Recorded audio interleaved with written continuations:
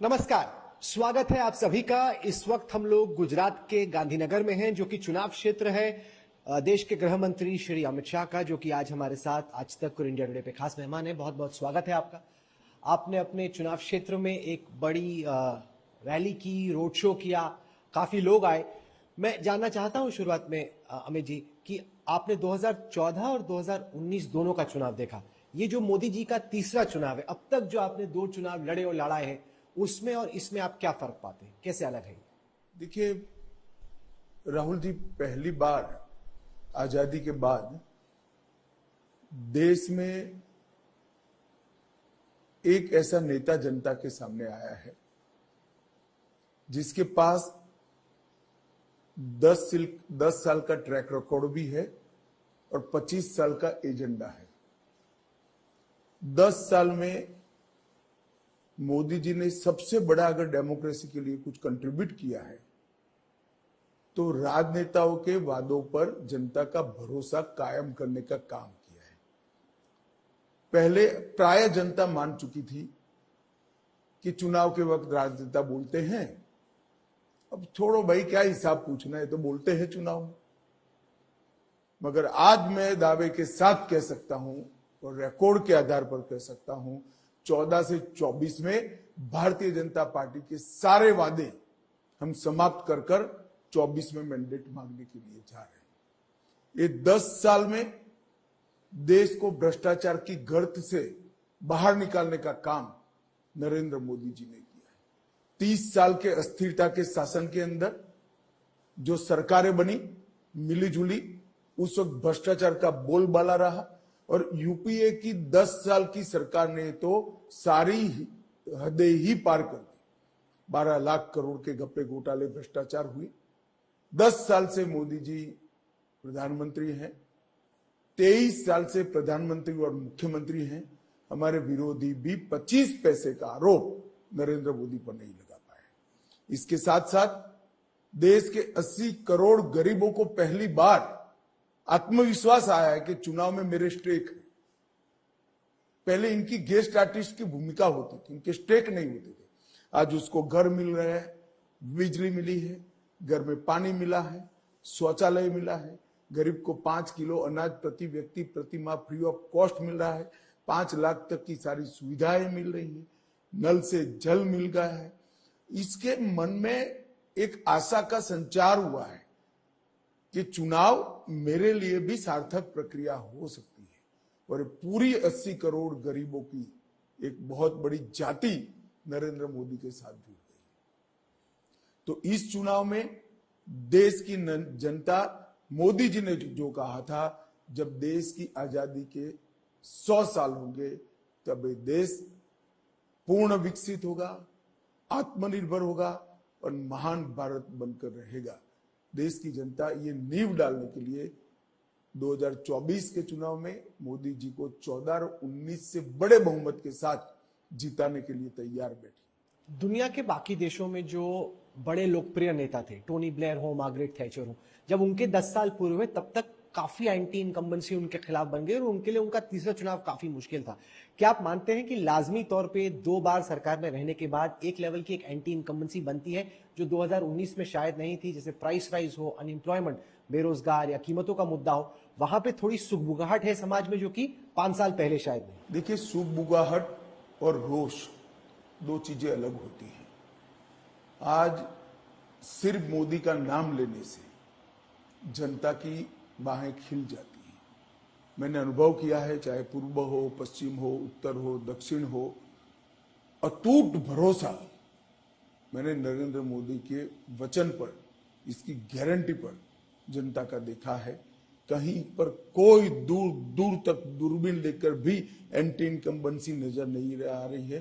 पूरा देश एक मुश्त होकर मोदी जी को फिर से चुनने के लिए तैयार है। मैं आपको बताता हूं, 14 में हम 272 थे, 19 में 300 हुए, इस बार हम 370 पार करेंगे, एनडीए 400 पार करेंगे। क्या आप ये मानेंगे कि प्रधानमंत्री की लोकप्रियता आपके स्थानीय एमपी से बहुत ज्यादा है? एक टाइम था जब भारत की क्रिकेट टीम की पूरी निर्भरता सचिन तेंदुलकर पे थी कि जब तक तेंदुलकर है तब तक इंडिया जीत रही है। ऐसा है राहुल भाई, आपका इवेल्यूएशन खराब हो जाएगा। क्रिकेट की इस देश की गंभीर राजनीति से कभी तुलना नहीं करते हैं।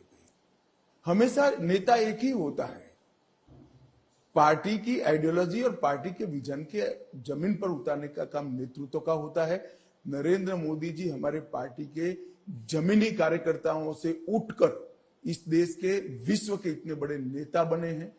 नेता के नेतृत्व में ही पार्टी अपने वादों को पूरा करती है। नेता के नेतृत्व से ही पार्टी अपने आइडियोलॉजी में उचित बदलाव करती है।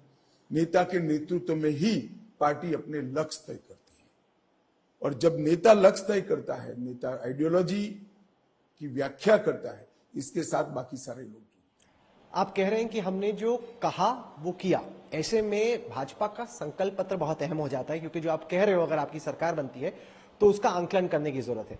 इस दफा आपने कहा है कि यूनिफॉर्म सिविल कोड बनेगा। मैं जानना चाहता हूं कि जैसे आपने उत्तराखंड से स्टार्ट किया, आप स्टेट बाय स्टेट जाएंगे या अगर आपकी फिर से सरकार बनती है तो एक नेशनल प्रोजेक्ट के तौर पे पार्लियामेंट में एक बिल लेके आए? पहले एक बात समझ लीजिए, यूनिफॉर्म सिविल कोड बहुत बड़ा सामाजिक बदलाव है। जब संविधान की रचना हो रही थी, हमारे संविधान निर्माताओं ने इस पर डिटेल बहस की और उस वक्त उन्होंने ये तो स्वीकारा कि देश के अंदर एक यूनिफॉर्म सिविल कोड होना चाहिए, परंतु उस वक्त उचित समय नहीं लगा। तो अनुच्छेद 44 में संविधान के भाग 4 यानी directive of principle of state policies के अंदर इन्होंने देश के विधानमंडल और संसद को कहा है कि उचित समय पर पूरे देश के सभी नागरिकों के लिए यूनिफॉर्म सिविल कोड प्राप्त करने का यह देश प्रयास करेगा। अब मैं ये वादा देश की संविधान सभा का, देश के संविधान का देश को है और एक गाइडेंस भी है। एक प्रकार से कांग्रेस उससे वोट बैंक के कारण बिखर रही है कि ये नहीं होना चाहिए। भारतीय जनसंघ की स्थापना हुई तब से हम कहते हैं कि इस देश में एक यूनिफॉर्म सिविल कोड होना चाहिए।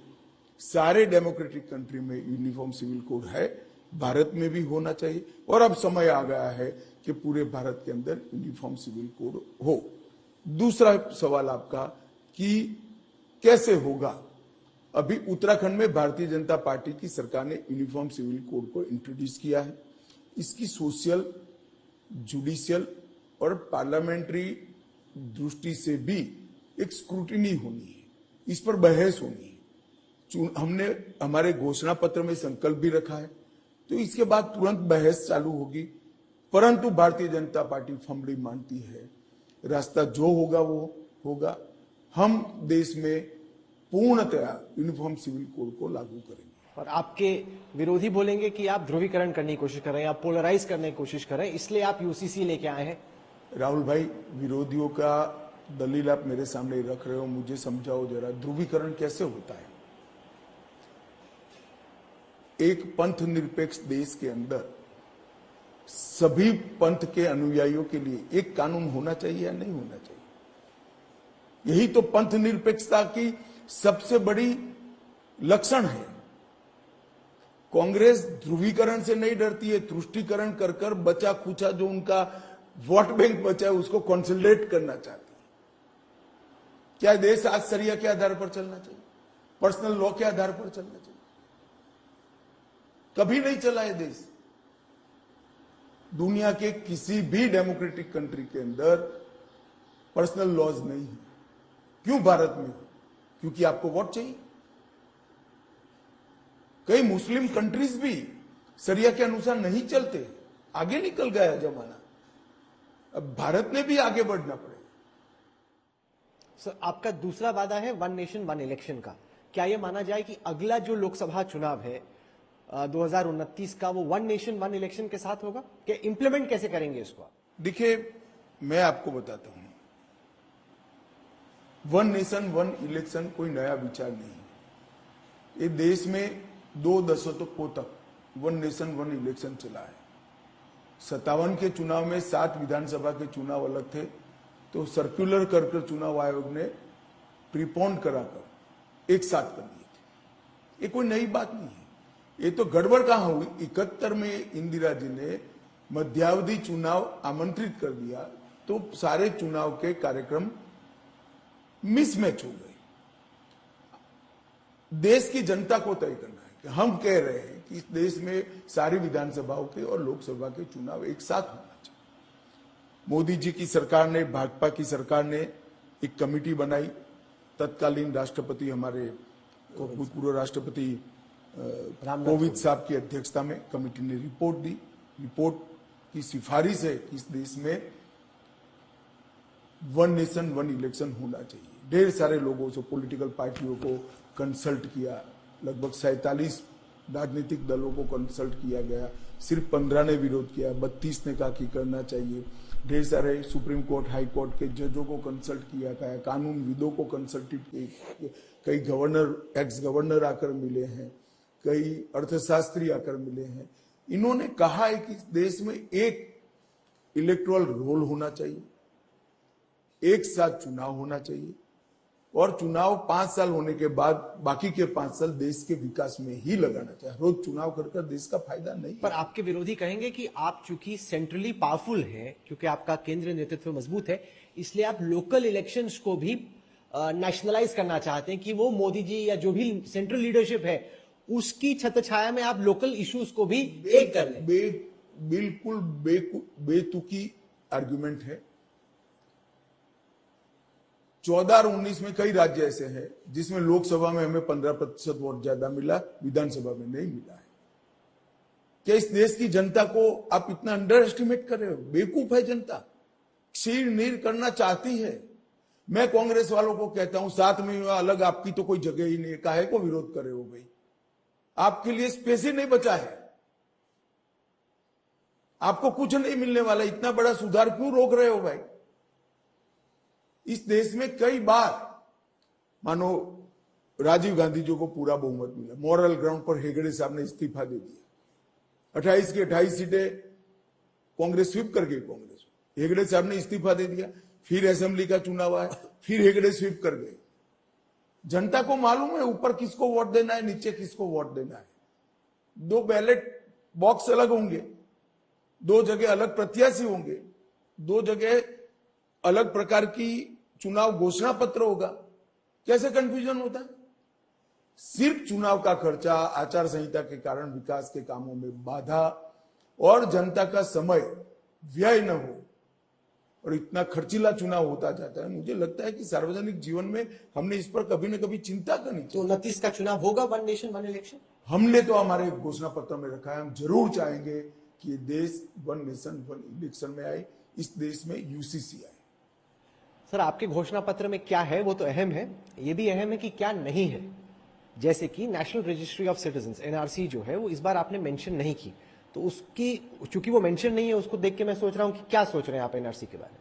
देखिए, अभी हमने सीए लाया है, हमारी फर्स्ट प्रायोरिटी है कि सीए को अच्छे तरीके से देश में इंप्लीमेंट किया जाए, और जो करोड़ों शरणार्थी हिंदू, बौद्ध, सिख, क्रिश्चियन पड़ोसी देशों से आए हैं, धार्मिक प्रताड़ना को सहन कर, वो सभी को नागरिकता दी जाए, सम्मान दी जाए, उनको देश में सेटल कर दिया जाए। ये प्रक्रिया बहुत लंबी प्रक्रिया है, ये होगी, उस पर बाद में बहस होगी। अभी एजेंडा नहीं है, 5 साल में एजेंडा हमारे घोषणा पत्र में अभी नहीं है। सर, इस बात पर बड़ी बहस चल रही है कि बीजेपी बार बार 370 सीटों का जिक्र क्यों कर रही है। कुछ आपके जो प्रत्याशी हैं उन्होंने बातें भी ऐसी बोली कि अगर हमें 370 आ गए तो संविधान बदलने की जरूरत है, क्योंकि हम कुछ करना चाहते हैं। आप देश के गृह मंत्री हैं, बीजेपी के अहम स्ट्रेटेजिस्ट हैं, ये जो सवाल उठता है कि अगर इतना बड़ा बहुमत आ गया तो क्या बीजेपी कुछ संविधान? आप तो पढ़े लिखे व्यक्ति हो भाई, राहुल जी के सवाल मुझ पर ऐसे सीधे लॉन्च कर देते हो। 10 साल से हमारे पास बहुमत है या नहीं? 2014 में हमारे पास 272 सीटें थी, अभी 300 सीटें हैं, और दोनों बार एनडीए मिलाकर संविधान बदलने का भी ताकत है। हमने हमारे बहुमत का उपयोग 370 हटाने में किया, सीएए लाने में किया, ट्रिपल तलाक समाप्त करने में किया है। हमने एक कांग्रेस जो प्रचिन्न रूप से कहना चाहती है कि हम आरक्षण हटा देंगे, इसके लिए हमने उपयोग नहीं किया है, न करेंगे। भारतीय जनता पार्टी का वादा है, न हम आरक्षण हटाएंगे, न कांग्रेस हटाना चाहती है तो न हटाने देंगे। वो कहते हैं कि शायद सेक्युलर शब्द भी आप हटा सकते हैं कॉन्स्टिट्यूशन से। भाई ऐसा है, सेक्युलर शब्द हटाने की हमें कोई जरूरत नहीं है। इस देश को पंथ निरपेक्ष बनाने का सबसे बड़ा आग्रह भारतीय जनता पार्टी का है, इसीलिए तो हम यूसीसी ला रहे हैं। वो शरिया के आधार पर देश चलाने का कह रहे हैं। उनको जरा सेक्युलर बनने की जरूरत है, हमें नहीं है। हम तो कह रहे हैं इस देश के कानून धर्म के आधार पर होना चाहिए। और देखिए कितने सिलेक्टिव है। यूसीसी चाहिए, किस चीज में चाहिए? 4 शादी करने के लिए चाहिए। तो अगर पर्सनल लॉ लाना है, शरिया के आधार पर चलना है, तो चोरी के लिए हाथ काटना क्यों एक्सेप्ट नहीं है भाई आपको? देशद्रोह के लिए ऊंट की चमड़ी के साथ सीलकर देश भर में पत्थर मारकर मारने की सजा क्यों आपको? अगर लाना है तो पूरा लाओ, हिम्मत नहीं है इनमें। ये क्या हमें पंथ निरपेक्षता सिखाएंगे? जो पार्टी पर्सनल लॉ की बात करती है, अपने घोषणा पत्र में पर्सनल लॉ को लाने की बात करती है, वो पंथ निरपेक्ष मानी जाएगी क्या? आपकी जिम्मेदारी है कांग्रेस पार्टी को पूछने की कि क्या पंथ निरपेक्षता है? आप मुस्लिम पर्सनल लॉ के आधार पर आप देश को चलाना चाहते हैं? हम कह रहे हैं कि इस देश में पंथ निरपेक्षता होनी चाहिए, यूसीसी होना चाहिए। सर बार बार पीएम बोल रहे हैं कि बड़े फैसले लिए जाएंगे जब हमारी सरकार आएगी, बड़े। उसके बाद अब सब सोच रहे हैं कि बड़ा फैसला जो आपने अनाउंस कर दिया वो तो ठीक है, उसके अलावा आप हमारे दर्शकों को क्या बता सकते हैं, किस तरह के बड़े फैसले आपके जहन में? देखिए, बड़े फैसले मोदी जी ने लेने के कहा नहीं है, लिया है। मोदी जी ने जीएसटी लाया, मोदी जी ने 370 हटाया, मोदी जी के समय में ही राम जन्मभूमि बना, प्राण प्रतिष्ठा भी हो गई। मोदी जी ने ट्रिपल तलाक हटाया, मोदी जी ने 1 रैंक 1 पेंशन लाया, मोदी जी ने अपसपा होते हुए भी उठाने का निर्णय किया। मोदी जी ने ही इस देश के अंदर नोटबंदी की, मोदी जी ने ही इस देश के अंदर लॉकडाउन लगाकर देश को कोरोना से बचाया। ढेर सारे बड़े फैसले लिए। आगे क्या लेंगे, ये तो पीछे के नहीं, आगे फैसले हमने हमारे घोषणा पत्र में दिखाई है कि हम यूसीसी लाएंगे, देश को तीसरी अर्थव्यवस्था, तीसरे नंबर का अर्थतंत्र बनाएंगे, 1 नेशन 1 इलेक्शन लाएंगे, 5 साल तक 80 करोड़ लोगों को मुफ्त राशन दिया जाएगा, 70 साल के हर बुजुर्ग को दवाइयों के खर्चे से हम मुक्त कर देंगे, 3 करोड़ नए घर बनाएंगे, झुग्गी झोंपड़ी में रहने वाले हर परिवार को घर देने का हमने वादा किया है, उज्ज्वला का कनेक्शन दे दिया, अब हर घर में पाइप से गैस पहुंचाना है, बाकी बचे हुए घरों में नल से जल पहुंचाना है, हर घर पर पीएम सूर्यघर योजना लागू कर उसको अपने इलेक्ट्रिसिटी बिल से मुक्त कराना है, और 3 करोड़ गरीब महिलाओं को लखपति दीदी बनाना है। ये कोई छोटी चीजें नहीं है। कांग्रेस पार्टी 70 साल में इतना नहीं कर पाई जो हमने 5 साल का वादा किया है, और हमने जो 10 साल में किया है वो कांग्रेस पार्टी 55 साल में नहीं कर पाई। इन्होंने सिर्फ गरीबी हटाने का नारा दिया, मोदी जी ने 25 करोड़ गरीबों को गरीबी रेखा से बाहर निकालने का। बीजेपी के 3 आइडियोलॉजिकल बिंदु थे जो कि कई सालों से मैनिफेस्टो में थे, यूसीसी, आर्टिकल 370 और राम मंदिर। 2 हो चुके हैं, तीसरा आप कह रहे हो कि आप कर दोगे। क्या आपको लगता है उसके बाद जो एक आइडियोलॉजिकल डिफरेंशिएशन बीजेपी का था कि हमारा ये आइडियोलॉजी है, ये हमारे वायदे हैं, क्योंकि वो वायदे ही आपने पूरे कर दिए? नहीं, हमारा सबसे बड़ा वायदा तो महान भारत की रचना का है, सबसे बड़ा वायदा ही ये है। मगर आपको वही बड़ा दिखता है जिससे कंट्रोवर्सी खड़ी हो, टीआरपी बढ़े। सबसे बड़ा काम महान भारत की रचना का है, जो मोदी जी ने कहा है कि 2047 में जब आजादी समाप्त हो, शताब्दी आजादी की मनाई जाएगी, आजादी की शताब्दी समाप्त होने के पहले हर क्षेत्र में, पूरे विश्व में भारत नंबर 1 होगा। ऐसे भारत की रचना 130 करोड़ लोगों का आज संकल्प भी है, स्वप्न भी है और पुरुषार्थ का रास्ता भी है। जैसे काशी और मथुरा में जो विवाद है, जिस तरीके से अयोध्या में आपने सुलझाया, क्या काशी और मथुरा में भी भव्य मंदिर का निर्माण हो, ये आपके लिए प्राथमिकता रहेगी? देखिए, कुछ लोग कोर्ट में गए हैं, कोर्ट को इसका फैसला करना है। पार्टी के लिए आइडियोलॉजिकल प्रायोरिटी नहीं है। नहीं, कोर्ट में मामला है भाई, पार्टी की प्रायोरिटी क्या काम में आ सकती है।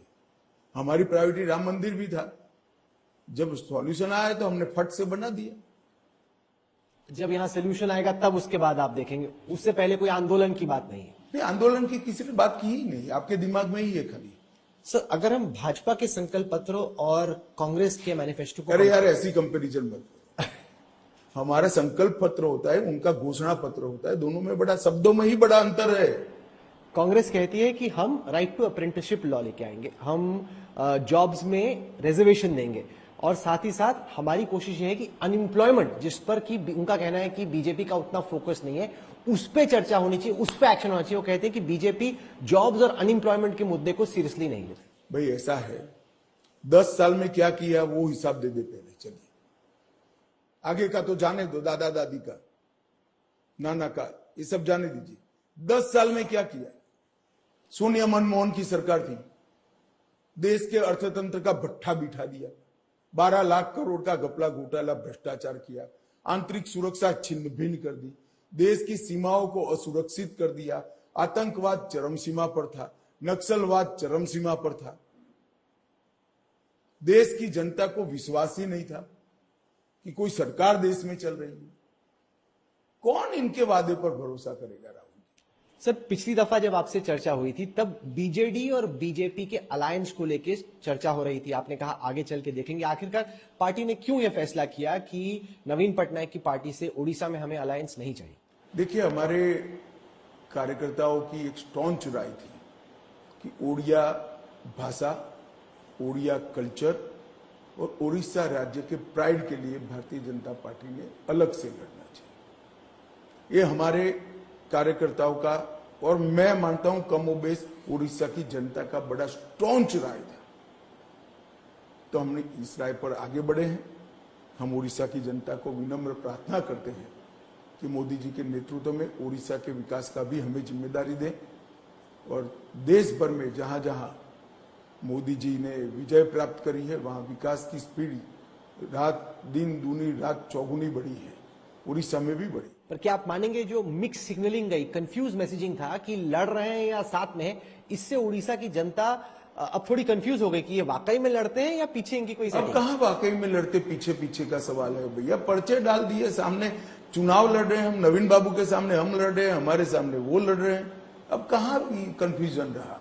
पर मिक्स मैसेजिंग गई उड़ीसा के वोटर्स में। नहीं, वो आपके दिमाग के अलावा कहीं मिक्स मैसेजिंग नहीं है, सब जगह क्लियर कि सामने सामने चुनाव लड़ रहे हैं।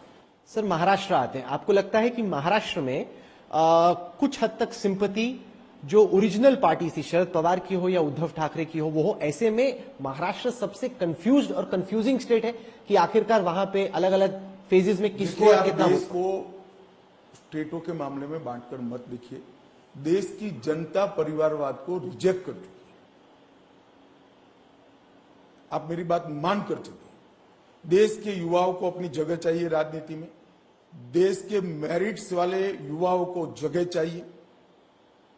जन्म किसी व्यक्ति के हाथ में नहीं होता है, स्किल बढ़ाना, पढ़ना, अभ्यास करना, फैसले लेना और पुरुषार्थ करना किसी व्यक्ति के हाथ में होता है। जन्म तो ईश्वर तय करता है, नियति तय करती है। इसके आधार पर अगर व्यक्तियों को बड़ा और छोटा बनाना है, ये व्यवस्था अलोकतांत्रिक है और देश की जनता इसको रिजेक्ट कर चुकी है। और हम पर आरोप लगाते कि हमने उनकी पार्टी तोड़ी।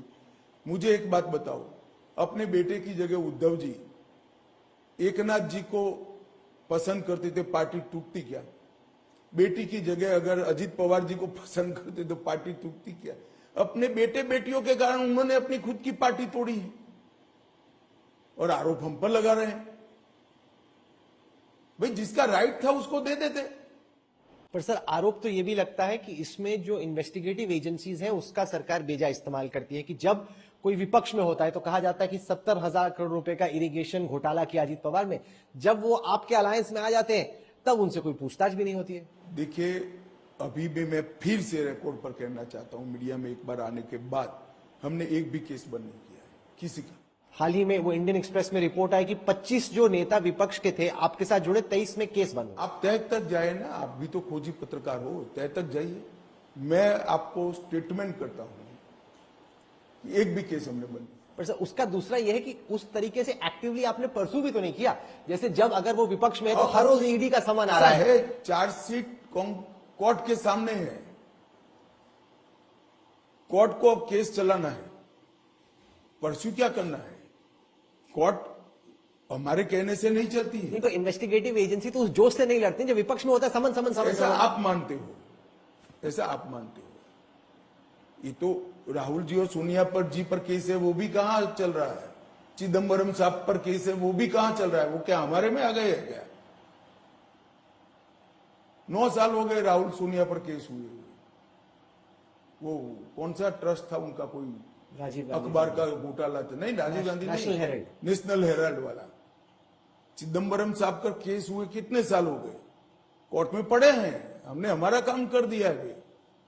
तो आप कह रहे हैं जैसे प्रफुल्ल पटेल तुम कहते हैं तो फास्ट करा देते हैं, कोर्ट को रिक्वेस्ट डालते हैं, फिर कहेंगे कि विंडिक्टिव अप्रोच है। नेचुरल कोर्स में कोर्ट आगे राहुल स्टेटमेंट कर दे, चलो रिक्वेस्ट करो एज अ सिटीजन, तो हम फास्ट करा। मैं चाहूंगा कि सब केसेस में वो ये नहीं कि वो बीजेपी में हो, अलायंस हो। ऐसा है, बेजा प्रायोरिटी आइदर और साइड से आप देना भी ठीक नहीं है। आम नागरिक का केस भी महत्वपूर्ण होता है। हमारे साथ नहीं आया, इसके भी इसी स्पीड से चल रहे हैं। मगर चीजों को सेंसेशनलाइज करना और चुनाव के वक्त करना, ये ठीक नहीं। सर हाल ही में पश्चिम बंगाल में अभिषेक बैनर्जी की तृणमूल में है, राहुल गांधी ने कहा कि ये जो इलेक्शन कमीशन वाले हैं बार बार हमारा चॉपर चेक कर रहे हैं, कैश ढूंढ रहे हैं। ये वो उनका कहना है कि बीजेपी नेताओं के साथ नहीं होता ये। राजनाथ सिंह जी का अभी चॉपर चेक हुआ, इसमें क्या है भाई? और क्यों डरना चाहिए? आपको लग रहा है वो डर रहे हैं? है? आपको लग रहा है कि अभिषेक बैनर्जी राहुल गांधी डर रहे हैं, या उनको लग रहा है कि ईसी उन पे ज्यादा कार्रवाई कर रही है? इससे सिंपैथी नहीं मिलती है भाई। ये डेमोक्रेटिक प्रोसेस है। चुनाव आयोग हमारे यहां स्वतंत्र है, वो जांच कर सकता है। क्यों विरोध करना चाहिए? कल को मेरी कार्य की अभी कोई जांच करेगा, मैं क्या कर सकता हूं? उतर कर कोऑपरेट करना चाहिए। पर आप तो होम मिनिस्टर हैं, आप किसकी हिम्मत होगी आपको रोक के वो चेक? ऐसा नहीं है, राजनाथ सिंह जी रक्षा मंत्री और अभी हुआ चेक। ऐसे नहीं होता है भाई। मगर हर चीज में रुक जाना, हर चीज में कंप्लेन करना कि देखो देखो, कल मैंने कांग्रेस की एक बड़ी नेत्री का इंदिरा जी को गाली बोल रहे हैं, तो भाई आप मोदी जी को तो मर जाने का बोल रहे हो, नीच जाति का बोल रहे हो, कितना गंदा बोल रहे हो। रावण, हिटलर, कुछ नहीं छोड़ा आपने। हमने तो कभी कंप्लेन नहीं की, हम तो जनता के पास गए। और गांधी परिवार में जन्म लेने से क्रिटिसिज्म से ऊपर हो जाते हैं क्या? ये मानसिकता डेमोक्रेटिक नहीं। सर मैं आना चाहता हूं पश्चिम बंगाल, जहां पर इस वक्त एक बहुत बड़ी लड़ाई चल रही है।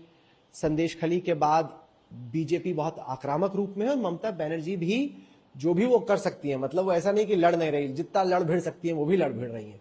पश्चिम बंगाल के चुनाव को आप इस वक्त कैसे देखते हैं? देखिए, पश्चिम बंगाल में हमारी 30 से ज्यादा सीटें आएगी, 35 तक हम जा सकते हैं। आपको लगता है इतनी आएंगी? आपके खुद के पश्चिम बंगाल के नेता तो थोड़ा कम ही करके बता रहे हैं, वो इतना हाई टारगेट नहीं चाहते हैं आपसे। उनको लग रहा है बहुत टारगेट ज्यादा दे। मैं भी पश्चिम बंगाल को अच्छे तरीके से जानता हूं। 8 साल से पश्चिम बंगाल पर बहुत डिटेल काम कर रहा हूं भैया। हमारी 30 सीटें आएगी, हम 35 तक जा सकते हैं। और बड़ी गंभीरता से, संजीदगी के साथ इतने बड़े चैनल को मैं बता रहा हूं। 30 से 35 सीटें आपको लग रहा है कि आज तो फिर तो ममता बनर्जी सिमट जाएंगी, मतलब कम हो जाएगा, बहुत कोई सिमटता नहीं है, हम बड़े हो जाएंगे। चुनाव में हार जीत होती रहती है भाई।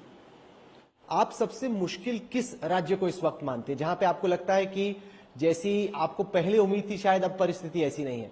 क्या आपको लगता है कि तेलंगाना का चुनाव पहले से मुश्किल हो गया है? क्योंकि अब कमोबेश हर जगह हमारे वोट प्रतिशत बढ़ेंगे, और जहां स्पेस बचा है, जहां 100% मानो गुजरात, राजस्थान, हिमाचल, दिल्ली 100% ही क्या बढ़ोतरी हो सकती है? तो मार्जिन नहीं बढ़ सकता है। मुझे लगता है सब जगह हमारी सीटें भी बढ़ेगी, मार्जिन भी बढ़ेगी। सर, आम आदमी पार्टी और अरविंद केजरीवाल ये आरोप लगा रहे हैं कि उनकी पार्टी को खत्म करने की कोशिश की जा रही, क्योंकि बीजेपी को ये लगता है कि ये नाक में बहुत दर्द करते हैं, परेशान करते हैं, इसलिए इनको एक बार खत्म ही कर दो। ऐसा आरोप आप पर लगा। ऐसा है भाई, संसद में उनका एक सीट है, तो खत्म करने की प्रायोरिटी में एक सीट आएगी या 44 सीटें आएगी? ऐसी कोई प्रायोरिटी कोई किसी को डेमोक्रेसी में खत्म नहीं कर सकता।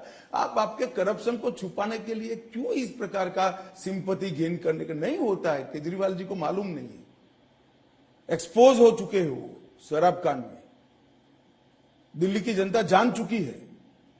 क्या खत्म करना है भाई? किसको खत्म करना है?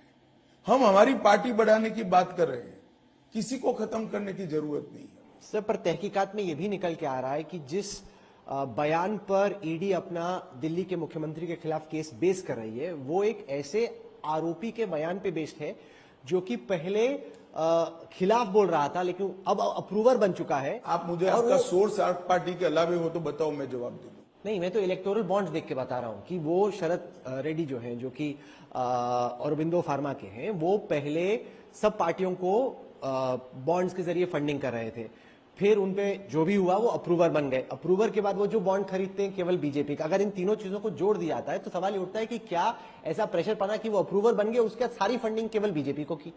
फंडिंग का इससे कोई लेन देन नहीं है। ये बॉन्ड उनके मध्य प्रदेश यूनिट ने, मेरे पास जो primary information Madhya Pradesh unit ने दिए हैं और रूटीन में दिए।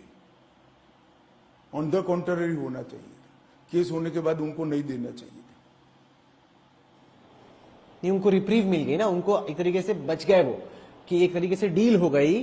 क्या डील हो गई? अप्रूवर बन गए, उनको तो रिप्रीव मिल गई। अप्रूवर बनने से तो गुनाह कबूल करना पड़ता है राहुल, कानून का स्टेटस आपको मालूम नहीं। पहले जेल में थे, अब छूट गए। पहले छूट गए थे, बाद में अप्रूवर बने। नहीं, वो तो डील हुई ना, इसलिए छूटे। नहीं, डील नहीं हुई है, पहले छूट गए थे वो तो। कब के? इसके 6 महीने बाद अप्रूवर बने शायद। तो जो अब इलेक्टोरल बॉन्ड्स पे बहस ऑपोजिशन छेड़ रही है, वो कह रहे हैं कि ये सबसे बड़ा घोटाला है, मोदी जी का घोटाला है। वो कह रहे हैं कि कहते थे कोई घोटाला नहीं, इसमें सारी चीजें निकल के आ गई कि जो केसेस थे वो लोग बीजेपी को फंड कर रहे हैं। अरे भाई, मेरी पार्टी को जितना फंड मिला है वो फंड में परसेंटेज निकाल दो केसीस वालों ने, और केसीस तो हर व्यक्ति पर चलती है। अब टीएमसी को जो फंड मिला कोई छोटी अमाउंट नहीं मिली है, हमारी साइज से मिला लो तो 20,000 करोड़ होता है, बीआरएस को 40,000 करोड़ होता है, कांग्रेस का हमसे भी ज्यादा 9,000 करोड़ का होता है। वो किसने दिए हैं? इन पर भी केसीस है। केसीस एक सेपरेट प्रक्रिया है, इलेक्शन फंड एक सेपरेट प्रक्रिया है सर। इसको दोनों को मिक्सअप नहीं करना। एक नागरिक के तौर पर मैं जानना चाहता हूं कि सुप्रीम कोर्ट के इलेक्टोरल बॉन्ड्स पे फैसले के बाद इस चुनाव की फंडिंग पर क्या असर पड़ा? जिससे पहले फंडिंग हो रही थी और मेरा बहुत स्पष्ट मानना है, कैश का चलन बढ़ेगा, बढ़ चुका है, बढ़ेगा। ये तो 31/3 को सब बैलेंस शीट आएगी तब मालूम पड़ेगा। कैश का चलन बढ़ेगा और कभी न कभी सबने सोचने के लिए मजबूर होना पड़ेगा कि ये इलेक्टोरल बॉन्ड अच्छी व्यवस्था थी, इसमें कोई खामियां थी तो उसको सुधारना चाहिए था। आगे का सोल्यूशन क्या हो सकता है सुप्रीम कोर्ट के फैसले में? ये तो संसद चर्चा करेगी। आप लाओगे कोई नया बिल? नहीं, हम बिल लाएंगे ऐसा मैं नहीं कह रहा, मगर व्यवस्था तो करनी पड़ेगी। हम इस तरह से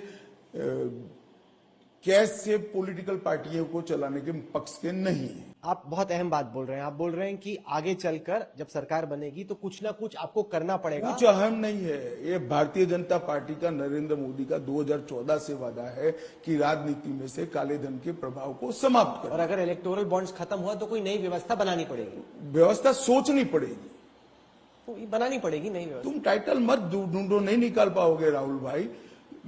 हमारा काम है व्यवस्था बनाना भाई। अगर हम सरकार में है तो हमारा काम है व्यवस्था बनाना। सर, रामनवमी के दिन सबने वो बहुत भव्य दृश्य देखा, जिस तरीके से साइंटिस्ट ने पुरोहितों के साथ मिलकर पहली दफा राम मंदिर में आयोजन किया। लेकिन सवाल यह है कि 22 जनवरी को जब प्राण प्रतिष्ठा हुई तब उस वक्त देश भर में एक खुमार था, एक चरम पे बीजेपी की लोकप्रियता थी। ऐसे में सवाल यह उठता है कि क्या 2024 का बीजेपी का कैंपेन कुछ हफ्ते पहले पीक करके आपको लगता है कि जैसे आप बिल्डअप करने की कोशिश करते हैं वोटिंग से जोड़कर, क्या कैंपेन थोड़ा वक्त से पहले पीक हो गया? ऐसा है राहुल जी, ये मुद्दा तो वो लोग सोचते हैं जिनके लिए राम मंदिर पॉलिटिकल फायदे का मुद्दा हो। हमारे लिए राम मंदिर फेथ का मुद्दा है। हम तो कांग्रेस भी अगर राम मंदिर बनाती, हालांकि ये बनाएंगे नहीं, मगर बनाती तो हम इतने ही खुश होते। जब बनना चाहिए तब बन गया, इसको चुनाव के साथ जोड़ना नहीं चाहिए, और ये भारतीय जनता पार्टी की प्रकृति नहीं है। राम मंदिर हमारे लिए चुनावी मुद्दा नहीं है, राम मंदिर हमारे लिए विश्वास का मुद्दा है। राम मंदिर इस देश की संस्कृति को फिर से एक बार उजागर करने का, मजबूत करने का हमारा बहुत बड़ा मुद्दा है। क्या कोई और विषय खोजकर कैंपेन को पीक पे ले जाने की जरूरत है? आपको लगता है फासला बहुत है, ऐसा आप कुछ स्ट्रेटेजाइज करने की जरूरत नहीं? कैंपेन पीक पर ही है। जनता जल्दी से चुनाव की डेट की राह देख रही है, मोदी जी की पक्ष में वोट डालने के लिए, कमल के निशान पर बटन दबाने के लिए। वो समय की राह देखकर वो कैंपेन पीक पर ही है। हमारे सारे नेता फील्ड में हैं और हर रोज सैकड़ों रैलियां भारतीय जनता पार्टी की हो रही है। सर, ऐसे में सवाल ये उठ रहा है कि 5 में से एक जो इस वक्त आपने लोकसभा में टिकट दी है, वो आपने किसी ऐसे नेता को दी है जो कि बाहर से आया, और आप ही की पार्टी में, आपके सामने कोई बोले ना बोले, लेकिन लोगों को ये लगता है यार ये बाहर से ले आती है हमारी लीडरशिप, हम इतने साल से काम कर रहे हैं, एंड पे किसी बाहर वाले को टिकट मिल जाती है। नहीं, अगर ऐसे हो तो हम सुनने की व्यवस्था करेंगे। आपने अच्छा किया, हमारा ध्यान दिला दिया। आपको ऐसा हर बार आते ही बाहर से कार्यकर्ता, ऐसा नहीं है। सबसे अहम आपके लिए क्या रहेगा अगले 5 साल में, जो आपकी तमाम आपकी खुद की प्रायोरिटीज हैं? जैसे पिछले आपने बोला कि जम्मू कश्मीर में 370 खत्म हो, वो आपकी प्रायोरिटी थी, आपकी पर्सनल प्रायोरिटी। मैंने कभी ऐसा नहीं कहा, मेरी पार्टी की प्रायोरिटी थी। नहीं, पर आपने उसको मिशन के तौर पे आपने लीड किया। तो मेरा डिपार्टमेंट है तो मुझे करना ही पड़ेगा, मोदी जी का निर्णय है तो मुझे इंप्लीमेंट करना पड़ेगा। जम्मू कश्मीर में चुनाव लौट रहे हैं, उस प्रोस्पेक्ट को आप कैसे देखते हैं? क्या आपको लगता है कि बीजेपी या बीजेपी? मुझे लगता है कि जम्मू कश्मीर में तीनों परिवारवादी पार्टियां, कांग्रेस, एनसी और पीडीपी, इस बार मुंह की खाएंगे और जनता अपने विकल्प खुद तय कर देगी। इलेक्ट्रॉनिक वोटिंग मशीन पर जो आपके विरोधी सवाल उठा रहे हैं, क्या आपको लगता है उससे देश के वोटरों में कहीं ये मंशा क्रिएट होती है कि भाई क्या हो रहा है, बार बार वो सेम चीज बोल रहे हैं? देखिए, एक बहुत पुरानी हिटलर के प्रचार मंत्री की थियरी को कांग्रेस अभी भी फॉलो कर रही है। देश का हर वोटर जब किसी भी चिन्ह पर बटन दबाता है, वीवीपैट में वो देख लेता है कि मेरा वोट वहां गया है या नहीं गया है। और मैं कांग्रेस के मित्रों को इतना पूछना चाहता हूं कि अगर मतलब मशीन के अंदर कोई खामी है, कोई गलती है, तो आप हिमाचल में कैसे जीते, आप तेलंगाना में कैसे जीते, आप चेन्नई में कैसे जीते, ममता दीदी कैसे बंगाल जीत गई? जब वहां जीत जाते हो तो टप से शपथ ले लेते हो। इस वक्त इलेक्ट्रॉनिक मशीन बहुत अच्छा है भाई, कुछ नहीं बोलना है। और जब हार जाते हो मोदी जी के सामने, तब इलेक्ट्रॉनिक मशीन को एडवांस में ही गाली बोलना शुरू कर देते हो आप। वो कह रहे हैं कि दुनिया भर में ट्रेंड है, जर्मनी हो, अमेरिका हो, जो विकसित देश है वो भी, मगर भारत अभी दुनिया के ट्रेंड से नहीं चल रहा है। हम ऐसा भारत बनाना चाहते हैं जिसके ट्रेंड पर दुनिया चले। सर, एक और इनकी तो प्रेरणा ही वही है। वहां के कटिंग लेकर आते हैं, थाईलैंड की फोटो अपने घोषणा पत्र में लगा देते हैं, वहां की झील की फोटो लगा देते हैं। दुनिया में क्या है वो हमारा सच है या नहीं है, इस पर डिस्कशन होना चाहिए। आप इस बहस को बेबुनियाद मानते हैं? ईवीएम बिल्कुल बेबुनियाद। और चुनाव आयोग ने उनको 3 दिन का समय आया था, कोई आकर डेमोन्स्ट्रेट कर जाए, गए नहीं, जाना चाहिए था।